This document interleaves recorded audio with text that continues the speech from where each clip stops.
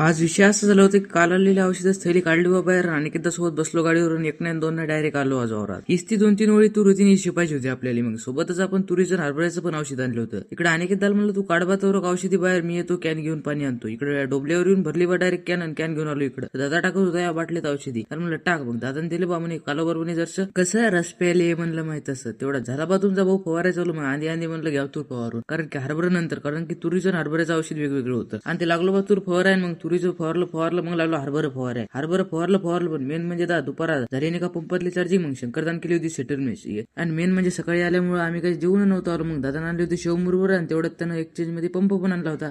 मग घेतलं बा चपला डबल करून पंपामध्ये आणि लागलो फवाराय. एक टाइम दोन नाही राहिल्याच किती 2 वेळी राहिल्या होत्या. सगळे 5 मिनिटाचं काम राहिलं होतं. मग काय बा फवारलं आणि घेतलं आपलं पंप पाठीवर आणि जावं म्हणलं घरी. मेन म्हणजे जाताना वावराला केला ताटा आणि चौरक मामा तुम्ही लाईक आणि फॉलो करून घ्या. कसा वाटला व्हिडिओ कमेंट मध्ये सांगून द्या.